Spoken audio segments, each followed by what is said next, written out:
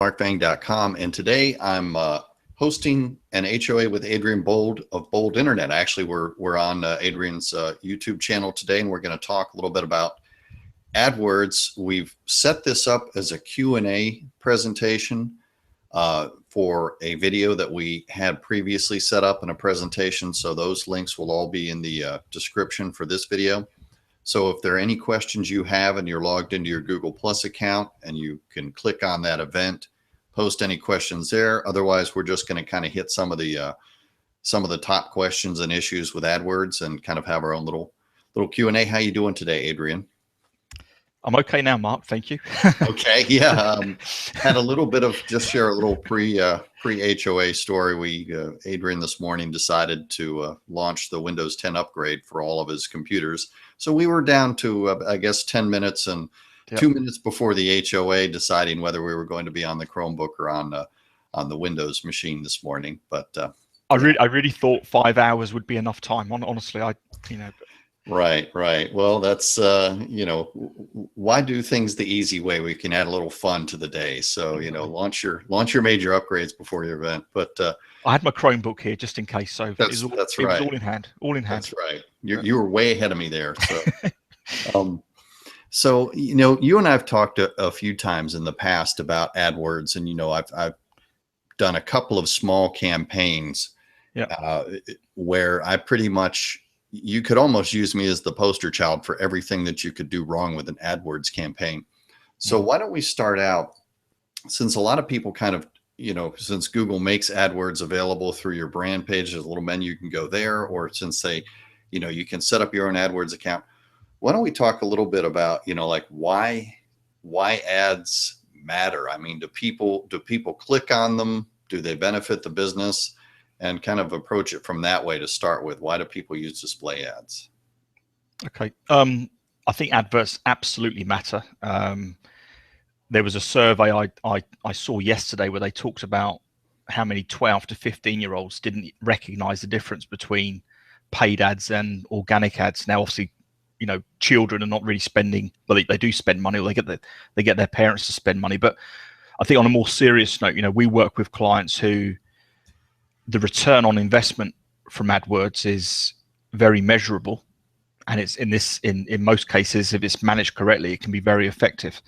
I think the problem with AdWords is that for most people coming into it for the first time, it seems really, really simple. Google make it incredibly easy for you to give them your credit card details and get the billing information set up and away and running. In less than 10 minutes, you can have an active campaign. But therein lies the problem, because the simplicity masks a multitude of blind alleys that people can go down, where they can be spending money incorrectly and then walk away from AdWords either saying that it doesn't work, or so I think AdWords is fantastic, don't get me wrong. I have a bit of a love-hate relationship with Google in terms of the way they manage it, but it's a fantastic platform. There's no denying, of course, that Google has a massive reach in terms of people going online and shopping. And well, you will know in the States this week, Thanksgiving tomorrow, and then Black Friday and Cyber Monday and all that, it's a huge shopping experience. I don't think people will get crushed to death on the internet, but they might, at Walmart. But anyway, it's big news advertising, and done properly, it can work really well. Well, you've touched on one point there. In that, there's a lot of depth to the setup to properly measure results from AdWords. I think that's the one place where somebody like a small business owner dives in. Google makes it very easy to create the ads, and they give you those coupons, right, where you get they'll give you $100 of free advertising if you pay for $25 worth or something like that. All these different deals to get you to set up something. Yep. But when it comes to measuring the results, a lot of people haven't done the legwork where it takes to tie their website into the AdWords, or tie Google Analytics into the AdWords, where they're setting up pages, landing pages, where they're measuring conversions, where they have goals and conversions set and stuff like that. So did you want to talk just a little bit, and I know that's a huge topic, but did you want to talk a little bit about what kind of preparation should go into just your general marketing, your website or whatever, social media, Yep. before you start, before you even plunk that money down and start, trying to set up ads. Yeah. And it is quite a big topic, but just to try and address some of the key areas within Google AdWords, you can get a piece of JavaScript where you can measure a conversion. Now, to give an example of a conversion, if you run an online store, clearly that would be somebody making a purchase. If you ran a website where, I don't know, you wanted people to sign up for a newsletter, it could be the thank you page that a subscriber arrived at after they've signed up. So I think the key thing for anybody is, before you start advertising, whether it's with $100 of free credit or whatever, but before you start spending a penny on advertising, why are you doing it is point number one. And having identified why you're doing it, can you measure it? Now, the key thing is with AdWords is that you can either use the AdWords conversion tracking script, but if you are marketing your website through other channels, so it could be social media, could be organic search, could be email, whatever it might be, then using analytics type programs, and obviously I'm going to refer to Google Analytics, but within Google Analytics, you can create conversion goals in there as well. Now, the conversion goals in there differ slightly to AdWords. I don't want to go into lots of detail, but basically AdWords will count the first click that came through on an advert. If that converted, they'll count the conversion with AdWords, whereas in Google Analytics, it would be the last click. So if somebody clicked on an advert but didn't buy, but then came back a week later having done their review, if they came back a week later through organic search, then in analytics, it would be the organic search that would capture the conversion. But the point being really is that, and if you use Google Analytics, those conversion goals can then be imported into Google AdWords. Now, whichever road you choose to take in terms of measuring conversions, you've got to have at least one. To start advertising blindly and not having any form of conversion tracking is foolish, because you're just spending money on clicks to arrive at your website. Well, if you just want to get clicks to your website, you're probably already getting clicks to your website through other channels, organic search. And if you can't measure what's coming through organic search, which is free, why would you then start spending money on something you can't measure?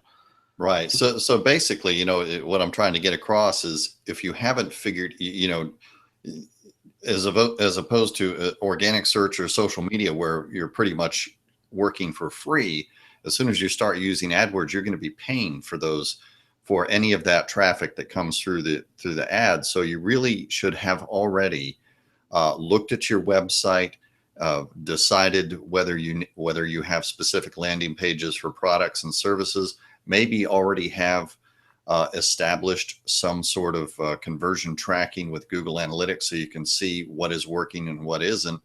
And whether you use Google Analytics as a tool or the AdWords interface as a tool, you should already kind of have a feel for how you can measure results, because you're spending, this is now out of pocket versus social media, where people tend to just throw things out and hope they work. Well, yep.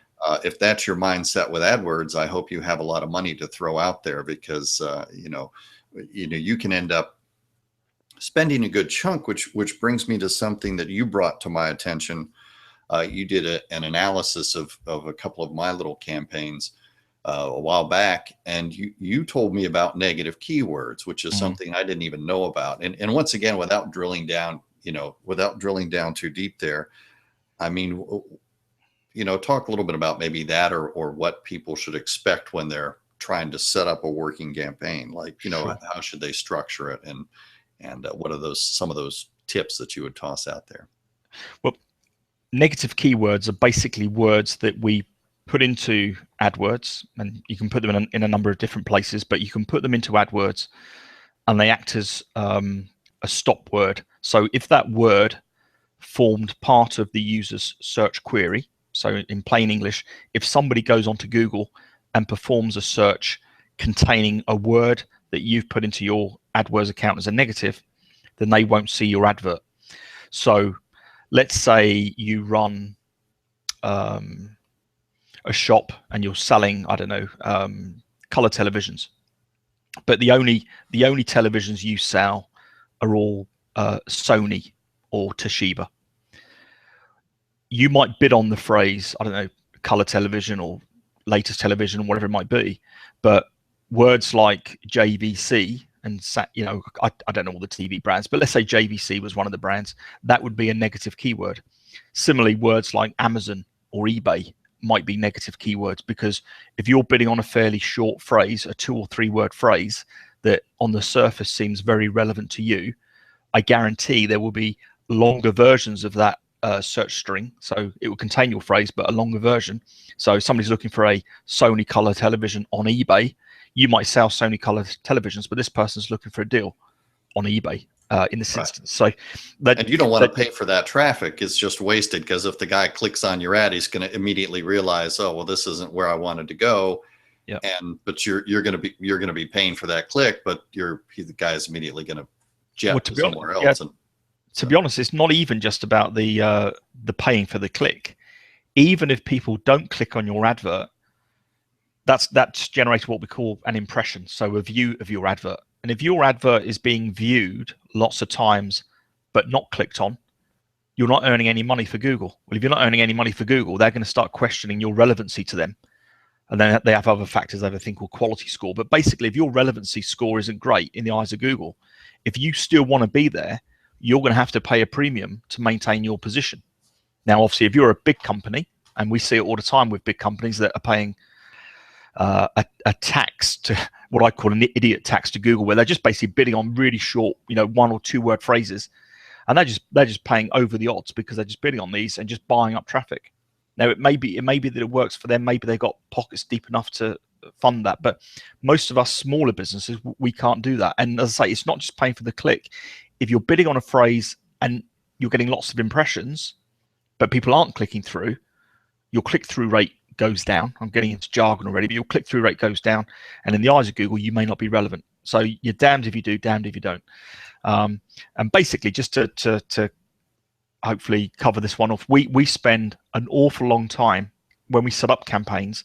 A big chunk of the time is spent finding the negative keywords associated with the words and phrases that our clients might want to bid on. We then, every week, will review the previous 7-day search queries. What we call a search query is somebody going to Google and what they actually searched for. And we will go and review what search queries led to somebody clicking on that advert to then go back to the client site to then look at it and go, is this relevant or not? I mean, just yesterday, I saw on LinkedIn a guy in Northern Ireland who's also similar to me, does PPC.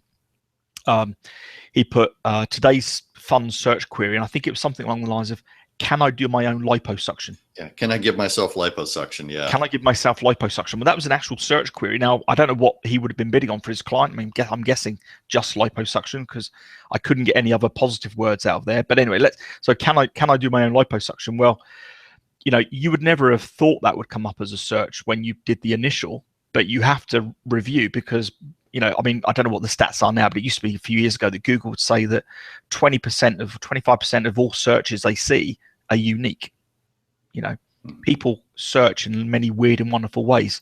Now, our jobs as AdWords optimizers is to make sure that we're not getting too many weird and wonderful ways coming through. We're just getting the relevant eyeballs coming to the website.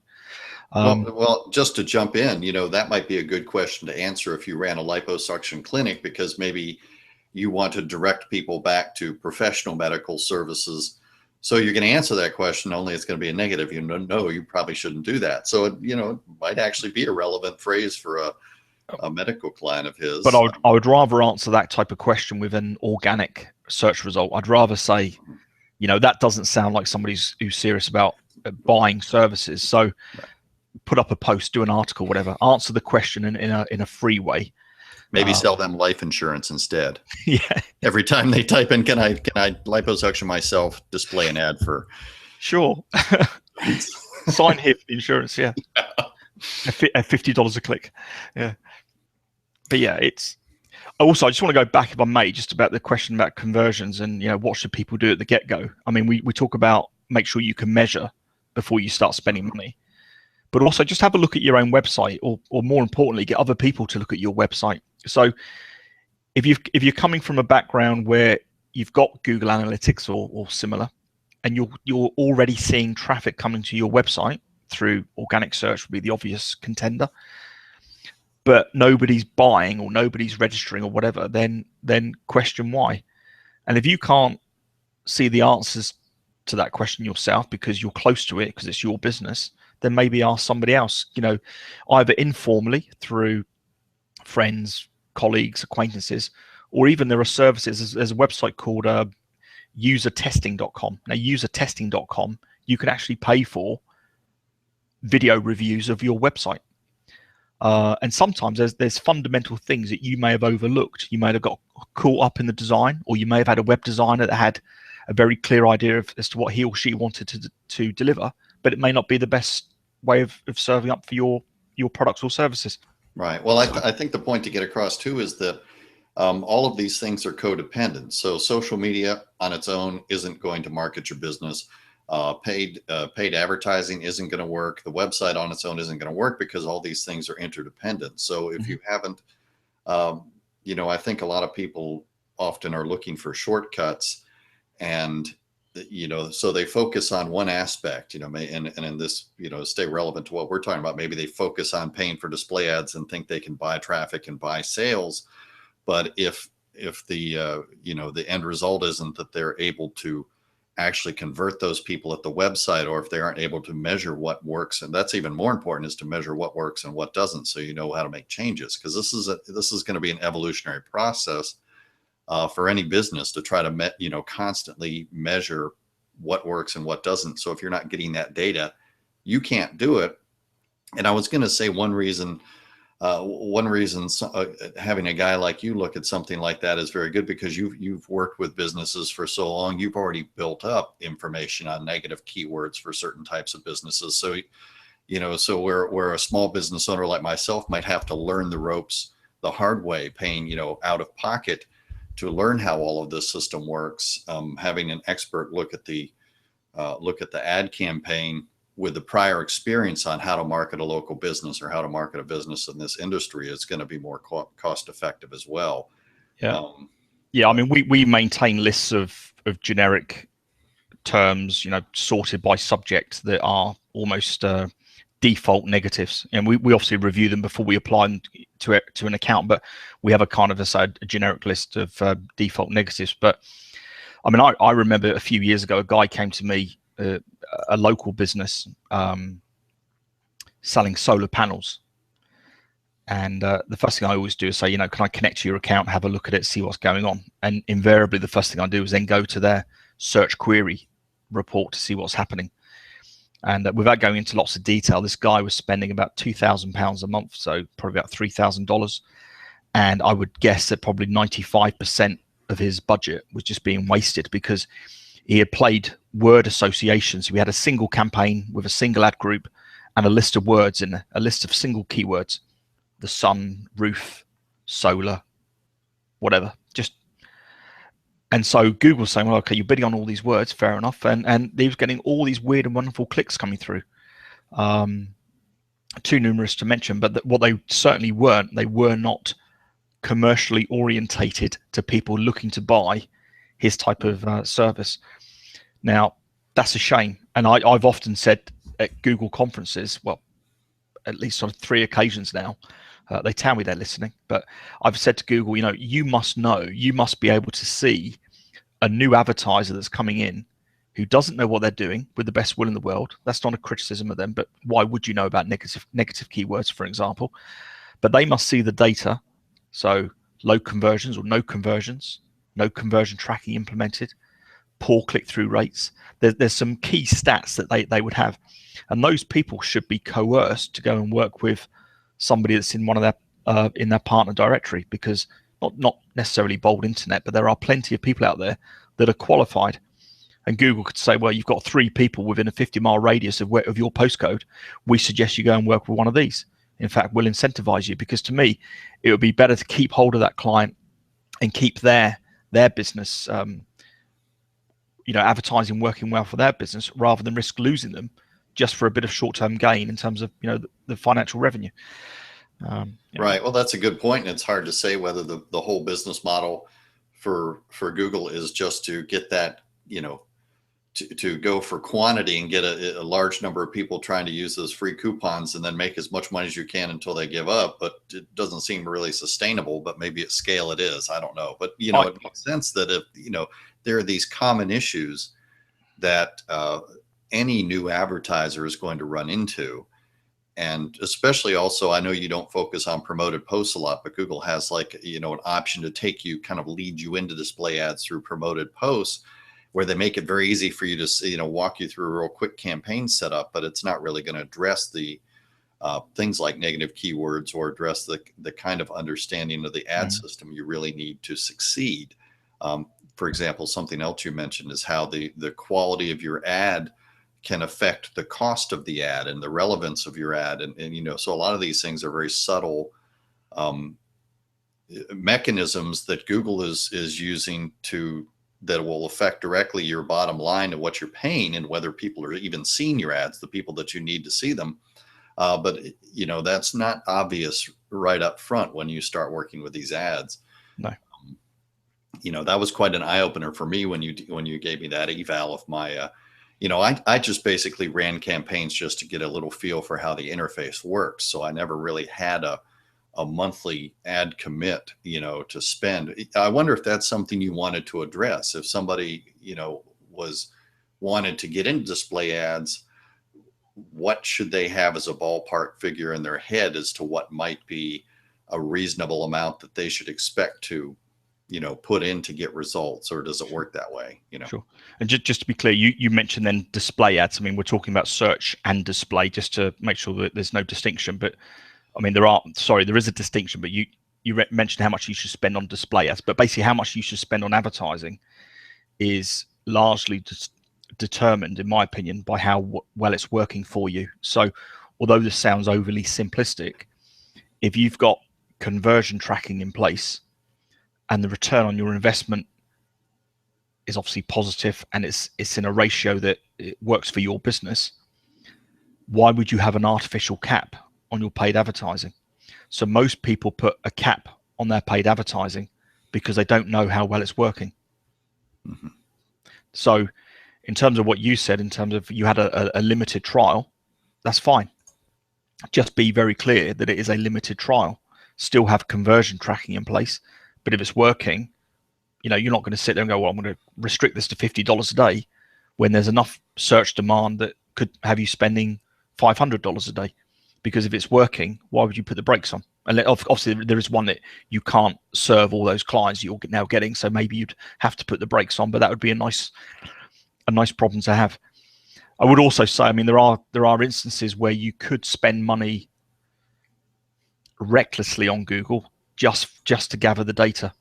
So I mean, I've mentioned a couple of times that you may already be getting organic traffic to your site, but if you're not, what could you do? You could pay for traffic just to find out what's going on in your marketplace. You know, you might say, well, we've got $500 or £300 or whatever it might be, and we're going to do a ring fence on a one-off campaign on a handful of keywords just to see what happens. Almost just as a marketing investment. But typically the how much should I spend question, my thing is, if people are serious and they're talking about being in it for the long haul, is to start small, do a fairly limited trial, build your confidence, and as it starts to work, scale up. You know, it might be you've got a number of different products or services. Well, I would always say to people, you know, if you're an e-commerce retailer and you haven't tried paid advertising yet, well, how many products have you got, and what are your top 10? Have you compared the prices of your top 10 to your competitors? And we obviously know one of the biggest is Amazon, but who else? You know, just do some really basic research. And then if you're selling these products already and they're going really well, then that's where I would start on a limited basis. Get it working, and then scale up, and then keep going to the point where hopefully this advertising machine is working so well for you that a budget restriction is the last thing on your mind. Right. It's paying for itself at that point. So, yep. All right. Well, I have not seen any new questions on the forum here today, so it looks like we don't have any new questions. I do want to point out once again that Adrian's written a blog post with a full transcript of a video he released just last week, which has the full presentation on AdWords, and I'm going to add those links to the description for this video as well. And of course, Adrian will have Adrian's contact info in that as well, so that if you have questions about AdWords, you can get a hold of him. And I don't know, is there anything you want to go ahead and wrap it up? Is there anything you wanted to add before we shut it down here, Adrian? No, I mean, those questions we've covered today are ones that, you know, have come up before. Actually, when I've delivered that presentation to an offline crowd, and they were some of the questions that come up. So, no, that's it from my point of view, Mark. So thank you again for hosting me today. And obviously, if there is anything else, people can comment either on through the Bold Internet site or through the Google Plus event page, and we'll pick up any questions there as well. So, okay. Also, Adrian's on LinkedIn as well, so we'll throw that into the video description, and you know, that way you can get a hold of him any which way. And yeah, Adrian, I always enjoyed talking to you about this. As I've mentioned a couple of times, my forays into AdWords have mostly been just to try to get a feel for how Google is implementing promotional posts and how promoted posts work, because my approach is generally from the social media side of things. Mm-hmm. But honestly, yeah, I can't emphasize enough how much it's, you know, before you start playing with your own money, you really need to look at deciding what metrics you need to measure, how you're going to measure what success is, and what, you know, so you're getting your money's worth. But also, I think it's an ongoing process, because you just have to be flexible enough to understand that, you know, that as the market evolves, or as you try out different products, you're probably going to want to change things, you know, so you just have to kind of be open to that. You're not going to be able to set up a fixed campaign and just let it run, I don't think, for the most part. But you're never going to know what's working and what it isn't if you haven't looked at your website as well. Is your website addressing, you know, the same objectives as far as marketing your business, whether you're selling products or services? So it's kind of a, you know, three-pronged approach, I guess I would almost say, is, you know, you don't just have one marketing system for your business. You have to tie them all together so you can actually measure the results. So correct. Enough rambling from me there on that. Adrian, I'll go ahead and cut us loose here. And it was great chatting with you again. Thanks, Mark. And happy Thanksgiving for tomorrow as well, by the way. Well, thank you very much. And then Black Friday, we're mandatory purchase. I'll lose my U.S. citizenship if I don't buy something on Black Friday. So let's not forget that holiday season. Yeah. What? Oh yeah, that's what we're buying the stuff for. Yeah, I keep forgetting that. So yeah. My God, just crazy. All right, Adrian. Talk to you later. Cheers. Bye, Mark. Thanks for joining us. Bye-bye.